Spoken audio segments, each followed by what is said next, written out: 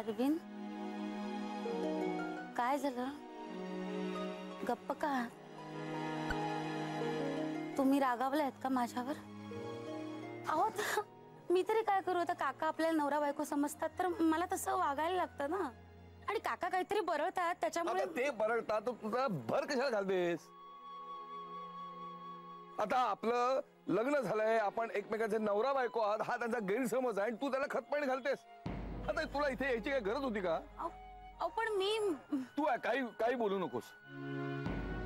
कितकं समजत काय होते, बोलत काय होते, समोर आण ना. जाम गोंधळ झाला माझा.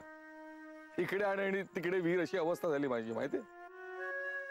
जाऊ दे म्हटलं ना तरी तू बोलायला भाग पडतेस नंदिनी. तू इथे आली नसेल तर चांगल्या प्रकारे शिकलो असतो मी. सॉरी, खरंच माफ करा मला.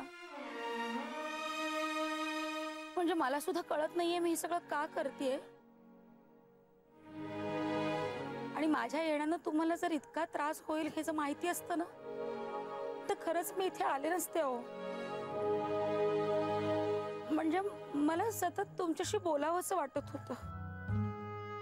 हा म्हणजे इतके दिवस तुम्हाला सतत टेन्शन मध्ये बघत होते ना मी, ते बघवत नव्हतं. मला म्हटलं माझ्या येण्याने तुमचं टेन्शन दूर होईल म्हणून इथपर्यंत आले. सॉरी. हे मुलांसाठी खाऊ आणला होता तो त्यांना द्या.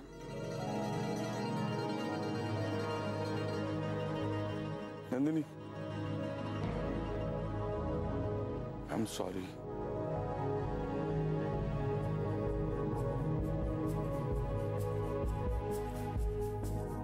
उगाच बोललो मी तुला. आपल्याच माणसाला आपण बोलू शकतो ना. अगं ते अण्णा समोर होते त्यामुळे सगळं अवघड होऊन बसलं. मला साधा रागावतही आला नाही. मला असं वाटलं की तू जय आणि आदिती बद्दल काहीतरी बोलशील. आणि काय? जय आणि आदिती बद्दल बोलेन मी काय? हा, आता तुम्ही म्हणालात ना की जय आणि आदिती बद्दल बोलेन. कुठे काय? मी काय बोललो? असं काय करताय? आता तुम्ही म्हणत होतात ना काहीतरी. मी म्हणतो? कळलं. काय कळलं? हेच की आता तुम्ही जे सांगाल ते कोणाला सांगायचं नाही हे कळलं. पण जे सांगायचं ते सांगा तर आधी. तेच जर तुला कळलं आणि तू कुठे बोलून बसलीस तर माझी नोकरी जाईल असं मला वाटलं म्हणून मी. अच्छा, त्याबद्दल होय. कशाबद्दल? हेच तुमच्या नोकरीबद्दल. म्हणजे जय आणि आदिती तुम्हाला शिकवतायत ते कोणाला सांगायचं नाही याबद्दल ना. हा हा हा कळलं ना तुला? हा, त्याबद्दलच बोलायचं होतं. तुम्ही काळजी करू नका, मी नाही कोणाला सांगणार. हा, आता जुईला तुमच्याच मुळे कळलंय पण तिला सुद्धा मी सक्त ताकीद दिले की कोणाला काहीच बोलायचं नाही. सुटलो.